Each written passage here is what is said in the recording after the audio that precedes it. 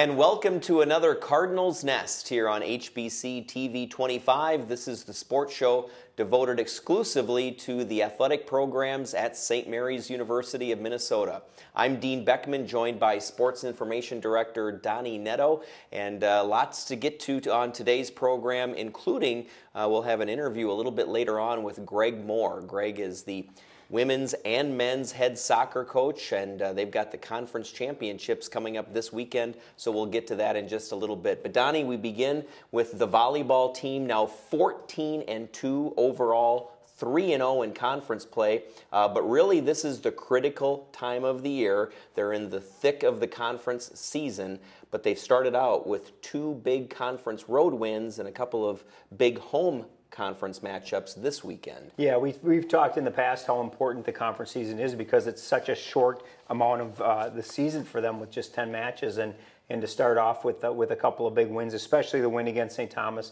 Not only because St. Thomas is one of the perennial, outstanding volleyball teams, but also it's St. Thomas, a huge rivalry, and nice for for the Cardinals to pick up a win there. But I've talked to Coach Lester a lot, and after that St. Thomas match, he said, yeah, it's a big win. But then again, so was the Hamlin win. So is every win that we get because they're all so important. So they're very much trying to keep things on an even keel, even though it's been an outstanding start. Like you said, 14-2, the best 16-match start to a season that St. Mary's has had in program history. So for them to be 14-2 is certainly something that they can be very happy about. But when they take the court on Friday night against St. Benedict, that's all in the past, and they've got to focus on the Blazers and then turn around the next day and play a very, very tough Concordia team. So a very big weekend for them in terms of positioning in the conference standings. But anytime you can get 2 wins to start the conference season, that's great. Until the next match starts, because then you've got to start focusing on that as well. Right, and that Hamlin and the St. Thomas matchup, both of them, they won 3-1. So the nice thing is they didn't have to squeak them out. Even though they were competitive matches, they were able to come out with 3-1 victories. Right, no question. And the really nice thing for Coach Lester, especially in the St. Thomas match, is you ask him who the star of the match would be, and he would certainly say right away Maddie Hess. She had a great match for them, and it's a name that we haven't talked a lot about in the past. And the nice thing is that we've talked about the depth that Coach Lester has with his team. And Saturday against St. Thomas was a perfect example. Mike needed to go to his bench, and Maddie came up, and she had a double-double in assists and digs. And when he can do that, when he can call on somebody, hey, we need you to come in this match. Things aren't going the way we want them to. Can you step in and get the job done? And she stepped up and really did that. Mm-hmm. And it's nice to see that as great as some of those players are, there are some people that are waiting in the wings and are able to come in when called upon. Right. I talked to Coach Lester, too, the other day and asked him, what's the secret to this season's success? And he said, without a doubt, consistency. He said, I haven't really had a team perform this consistently from match to match in a long time, so that's been huge. And it's like you said, the 2 3-1 matches against Hamlin and St. Thomas, their 4 matches prior to that were 3-0 sweeps. So it is that consistency. They're obviously playing at a consistent level from the start of that first set all the way until the finish. And really, that's what you need. You need to be able to be consistent and play at that high level. And when you've only got really a handful of conference matches, you have to be at a high level every single time you take the court. And I'm excited for this weekend because it's 2 home matches against 2 very, very talented teams. But I think it's just going to be some exciting volleyball, and I'm looking forward to it. Well, on Saturday against Concordia, it's already senior day because it's the last weekend home match, and so that gives parents a chance to come. Yeah, it's really crazy that we're starting to talk senior day. They've got 7 seniors that they'll be honoring on Saturday, and they're seniors that have really had a vital role in the success that St. Mary's has had over the past several years, and it's always bittersweet when you have a senior day because you got to say goodbye to these people, but they certainly have laid the groundwork for some outstanding future for Cardinal volleyball, and they'll finish with 2 Wednesday matches the following 2 Wednesdays to close out their home season, but it'll be a big weekend, and that certainly adds to the excitement of the weekend. Well, women's soccer snapped a 4-match losing streak with a big 2-0 win over Bethel, and so they really needed that. They had a difficult game prior to that against Stout, where they had to play a very good team in a driving rainstorm, so they were happy to get out of that and then come back and get a win. Yeah, and it was a big win for them. They, kind of gets them rolling a little bit. They've got a big game against Concordia this Saturday up in Moorhead, and anytime we talk about playing at Concordia, we always talk about the drive and the trip up there, and just being away from home. St. Mary's loves to play at home, and they played very well at home. It was a great game on Saturday against Bethel, and came through with a big win. And we've talked a lot about Emma Schaefer, and she came up with a big goal for the Cardinals, and hopefully they can keep that rolling. It's always important to, once you kind of break a slide or break a skid, to keep that momentum rolling. And I know, talking to Coach Cassidy, that's what he's expecting. Concordia is going to be certainly a formidable foe, but it's good to see the Cardinals get something rolling, especially offensively. Right. I saw Emily Loof had an assist in that win as well, and then Maddie Walraff got a goal as well. So it seems like, again, offensively, and we've talked about this throughout the year, but they're starting to click a little bit more this season offensively. Absolutely. And it really goes as Emma goes, it really goes. And Emily Loof, who was the leading scorer last year, has really kind of almost assumed a setup role this year, in that she's the one that's kind of dishing the ball to the people who are really doing the majority of the scoring, and that's Emma is one of those, and so it's a nice combination to see them really kind of clicking right now. Well, this past week in men's soccer has seen them pick up a win and then 2 consecutive 0-0 ties, and so no losses this past week for men's soccer, so they're starting to get on the right path. Absolutely, and you forgot to mention that all 3 of those games were overtime games. a big win against Simpson in overtime, 3-2, and then like you said, back-to-back 0-0 ties. Anytime you can pick up points in the conference, it's huge, and I know that Coach Watkins certainly would have liked 2 wins against Bethel and Gustavus, but he'll take the 2 points. Gustavus is a very talented team that they beat on Tuesday, and it's ironic, 0-0 ties don't happen that often. In fact, 1994 was the last time that we went back-to-back 0-0 ties, so it's been it's been 20 years since that's happened. So I think they'll take it, but I also think that Coach Watkins would like to see the offense get going a little bit more, kind of like it did against Simpson. 2 outstanding scoring opportunities on Tuesday against Gustavus. Jared Wolt banged one off the pipe about 10 minutes into the second half, and then with 10 seconds left in regulation, Cody Balo hit the post, and it just was one of those things that they were so close to coming up with a huge win against the Gusties, but they'll take the point and kind of move from there. Big game as the women, big game against Concordia on Saturday up in Moorhead, so hopefully they can keep it rolling. Like you said, 1-0-2 in their last 3 is certainly nothing to sneeze at. Well, and you said Jared Wolt hitting one off the post. He actually got the game winner in their victory last week. Absolutely, two goals in that game. So he's playing very well. It's great to have that size, as 6'6", being able to put him in front of the net, and certainly does a lot of damage from in there. And really, as a sophomore, is having a great sophomore year after a really solid freshman year. Right, and they've got another non-conference game coming up here as well. Yeah, Bethany Lutheran next Wednesday. Yep, and then that's pretty much it for the non-conference, and then you really have to focus on the conference season. And if they can pull out a win on Saturday, they'll have 5 points in the conference, and they'll be right in the thick of the playoff hunt. So a big game on Saturday for the Cardinals. Last week on the Cardinals Nest, we talked about the cross-country teams and their trip to Notre Dame. They had a week off to recover and really look ahead now as they're going to head to Eau Claire this weekend. Yeah, big meet on Friday at Eau Claire. I know Coach Barrett likes this meet. It's a good meet, a good chance to kind of again put his team up against some of the other teams in the conference, also some of the other teams in the WIAC. So a big meet for them. They'll be well rested. I know he's really strategically scheduled his meets to really be like every other week, so everybody should be rested. Hopefully all the bumps and bruises and nicks and strains are out, and they'll be ready to play on, or ready to go on Friday. All right. Well, Donnie, we've had Greg Moore on the Cardinals Nest before, typically, though, in his role as assistant women's hockey coach. And so now he's taken on a new role as head men's and women's golf coach for St. Mary's. So they're in the thick of their season, and we'll be hearing from Greg when we come back here on the Cardinals Nest on HBC.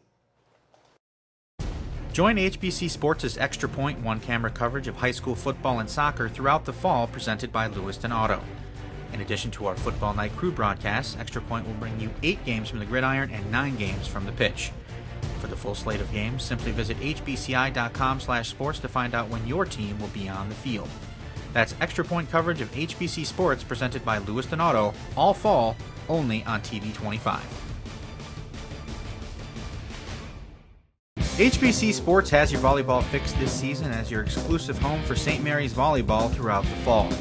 The 2015 Cardinals will look to build on an impressive 20-13 mark a year ago, and you'll get to watch it happen with 5 matches brought to you live on TV 25.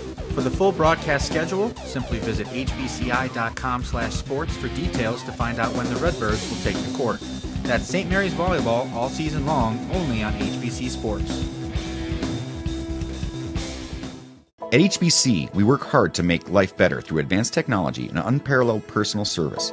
By staying in touch with our communities, HBC is making a difference in Minnesota and beyond.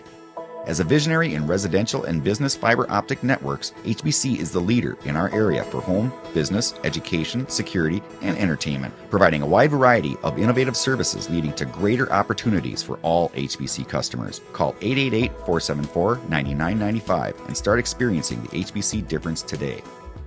And we're back here on the Cardinals Nest on HBC TV 25. Dean Beckman, Donnie Netto, and Greg Moore joining us. Greg is the new women's and men's golf coach for St. Mary's University. And Greg, thanks for being on the Cardinals Nest again, this time in a new capacity, right? Thank you. Yes, yeah, it's been a few years, but yeah, we'll get there. So how does it feel to hear you introduced as head coach this time? Only a different sport, but still head coach instead of assistant now. Yeah, it's a little different. I've kind of gotten used to it over the past month and a half, 2 months, but it's been a nice adjustment so far. So I've really enjoyed that little ring I hear every time I get it. And we should point out, too, you haven't had to relinquish your assistant hockey duties with the women's team. You're still doing that, but now taking on an additional role as well. Yes, still have all the stuff that goes along with women's hockey, so that's all good. Aside from dealing with a marriage and a honeymoon to start your golf career as a head coach, what has been the biggest challenge for you taking over the programs? Just kind of all the behind-the-scenes work that you don't really fully comprehend or understand as an assistant, all the kind of little extra stuff that go into practices and game planning and organizing trips and different stuff like that. So I've gotten a little bit of a taste with it with women's hockey, getting in charge of a few things, but never the whole shebang. So it's been an interesting transition with a lot of new things that I've had to kind of overcome as they've come along. But so far it's been quite the journey, and really looking forward to hopefully, knock on wood, being here for a long time. So, Greg, give us your background a little bit. What led you to being comfortable with taking on the head golfing duties? So I played golf in high school. In college, decided that I didn't think I could be a two-sport athlete. Didn't really want to be a two-sport athlete. Loved hockey, and that's where I always saw my future. So I played hockey through college. Actually kind of took a little bit of a vacation from golf. Didn't really play a whole lot through college. And then after I was done with my competitive career in hockey, I kind of needed something to kind of fill that kind of competitive aspect. And the one nice thing about golf is it's always competitive, whether it's against other people or just yourself trying to kind of be the best you can be. But there's always something to measure yourself by. And so I really took a strong kind of liking towards golf and started working on my game a little bit. And then when Coach Egan was the head coach two or 3 years ago, I kind of helped him out in the spring and kind of went on their spring trip and did little stuff like that, and really kind of snuck my foot in the door of being an assistant golf coach and enjoyed my time doing that. And when the opportunity presented itself this past summer to be the head golf coach, I kind of jumped at it and thought it would be a great opportunity to kind of further my knowledge and kind of live that passion a little bit through the college students. So. Yeah, that's great. I'm sure that you probably won't want to compare your golf game to the way your guys are playing right now, because you've got a team right now that's absolutely primed for this weekend's conference championships. Yes, we've been playing extremely well. We've seen kind of spurts from everybody throughout the entire year, starting at the Augsburg Invitational. Blake Westerberg, by far our kind of go-to guy that's played really, really well through the stretch. His actually worst round was in the Augsburg Invitational, where he shot a 79 and was actually our fourth score, our lowest score we could count. So a tournament that we saw underclassmen like Kyle Brodt, David Eiton, and Brett Jackson kind of step up and kind of fill the role of those top three golfers. So we know we have the capabilities of shooting a low score, and having Blake playing as well as he is right now only kind of benefits us even more going into the conference tournament this coming weekend. What a great run that Blake has had the last couple of weekends. He was, 75, 72 at St. John's, and then this past weekend, 4 under 68, and follows that up with a 75 and wins medalist honors at the Midwest Region Classic. He's really playing by far the best golf he has played in his 4 years as a Cardinal. He's playing his best golf he's kind of ever played right now, and he kind of took it upon himself, knowing the situation coming into his senior year. He wanted to leave a lasting legacy at St. Mary's with his game, and he is by far doing that and kind of leaving an imprint on a program that he's kind of seen 4 different head coaches in his 4 years. So it is no longer about the coaches; it's about him and what he can do, and he wants to help the team. And if you ask him about the medalist honors last weekend, yeah, it's a huge honor, but he would have traded that in a heartbeat for a team win. So it's great to have a leader like him in our lineup, and hopefully he can continue the kind of hot hand he has right now with 3 rounds this coming weekend. One of the advantages that you've had this year is it isn't just Blake. You've gotten the depth that you have, and you talked about Kyle Brodt. I mean, he shot a 69 this year, obviously capable of shooting rounds like that. And, Brett Jackson has been probably Mr. Consistent all season, but that depth this year really kind of allows you to think about jumping up the conference ladder a little more than maybe even you probably thought at the beginning of the year. Oh, most certainly. I mean, we look back at the St. John's Invitational 2 weeks ago, and not a great round by us. We had Brett Jackson, who went 75, I think 82. Again, Blake shooting a couple very low scores there, but I mean, other than that, we had a couple of subpar rounds in the mid to high 80s that weren't great as a team, but we still managed to get ahead of McAllister and Carleton. And last year in the MIAC championships, we finished 30 strokes out of 9th place. So I mean, we were at the bottom, and we were at the bottom by a large margin. So to now be beating other MIAC teams just kind of shows the steps we've made this year, and hopefully the more steps are still to come this coming weekend and for the future. And flipping to the women, really the depth is starting to show on the women's side as well. And you certainly have to tip your cap to Haley Jung over the past couple of weeks, because now this past weekend, she went 83, 81, both career rounds, and shows that you really do have a number of ladies who can shoot some low scores and really help you to do well at conference. Yes, and they. They kind of had their best round last year at the MIC Showcase in Bunker Hills, and hopefully with this past weekend having a few scores in the mid to low 80s is going to be kind of a foreshadowing of what we can expect this coming weekend. I'm struck too by the youth on the two teams. You have Blake and Connor as the only seniors on the men's side, and Haley is the only senior on the women's side. A lot of freshmen, and especially the sophomore class in the mix. Yeah, the sophomore class is going to be huge, and I kind of knew that going in, just with the sheer number of sophomores that is on the women's and men's team. The sophomores are going to be the key to the future. Yeah, it's great to see our seniors kind of step up when we need them most for this year, but after this year, they're not going to be around anymore. We're going to need someone to kind of step up and fill those shoes, and certainly a guy like Brett Jackson and Kyle Brodt on the men's side can definitely step up into that. And Caitlin Kling's been one of the female golfers that we've kind of looked to kind of lead the way, being our number one golfer and kind of playing those number one matchups. And she's definitely not flinched one bit and kind of took that in stride, and she knows that in order to be successful, we're going to need to see them step up as well. So her and Madison Gately. So what are some realistic goals now heading into the conference championship this weekend? Realistically, for the men, we'd love to see three scores in the 70s. Between Blake, Brett, Kyle Brodt, I think all three of them are very capable of doing that. But then it's kind of limiting 4 and 5 to be under 85. I think if we can do that, we are going to put ourselves in a very good position off the first day. And put ourselves out of that kind of bottom 3 group. If we can have 3 scores in the 70s and keep our highest score at about 85, we should be okay there. On the women's side, we're looking for 3 scores in the 80s. At this point, putting a number on it is a little difficult because if we can have 3 scores, 85, 86, 87, that's going to put us in a pretty good position as long as number 4 can kind of stay under 92 or 93. If we can get 4 scores kind of in that area, again, we're going to be looking at ourselves to kind of move up that conference ladder and hopefully put ourselves in, 8th, 9th place and kind of keep going from there. You talked about helping out Coach Egan when he was the golf coach. It's interesting how your expectations have changed even in those 3 years. I mean, you're talking about realistic rounds of 3 people having 3 straight rounds in the 70s. I mean, we were hoping back then to have 1 round in the 70s. I mean, how has that expectation level kind of risen, both on the men's and the women's side? Yeah, I mean, it's been a very nice kind of comforting aspect that we, quite honestly, I wasn't really expecting. I mean, knowing the previous history of the program and knowing where it's been the last few years, you were completely right. You were hoping for, a guy like Blake Westerberg to shoot a 77, 78, 79, be in the 70s. And then after that, you were just hoping to see the other 4 scores in the 80s, 88, 89, and not have any in the 90s.